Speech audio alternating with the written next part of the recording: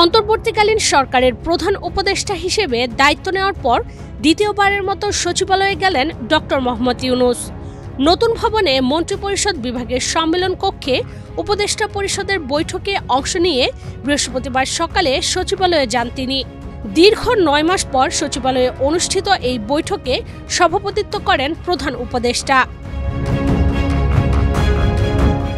গত বছরের ৮ অগাস্ট অন্তর্বর্তীকালীন সরকারের প্রধান উপদেষ্টার দায়িত্ব গ্রহণ করেন ডক্টর মোহাম্মদ ইউনূস।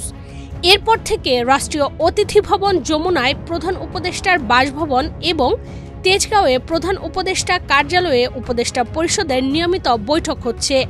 বান্ডেল থাকলে প্রতি সেনমানিতে টাকা বাঁচবে। বিকাশ সেনমানি বান্ডেল কিনে জিতুন প্রতি লেনদেনে।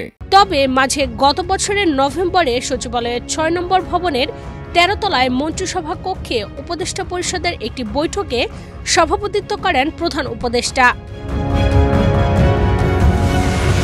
এর ৯ মাস পর সচিবালয়ের উপদেষ্টা পরিষদের আরেকটি বৈঠক অনুষ্ঠিত হলো। এই সময়ের মধ্যে বদলে গেছে মন্ত্রিপরিষদ বিভাগের ঠিকানা।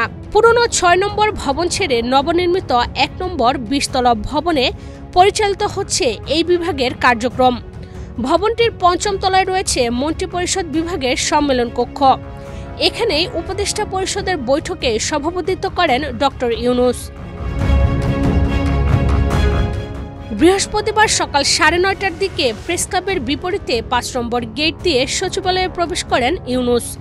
তার আগমনকে কেন্দ্র করে সচিবালয়ে কয়েক স্তরে নিরাপত্তা ব্যবস্থা নেওয়া হয়। এর অংশ হিসেবে দিনের প্রথম ভাগে ১ নম্বর গেট ছাড়া অন্য কোনো গেট দিয়ে গাড়ি প্রবেশ করতে দেওয়া হয়নি।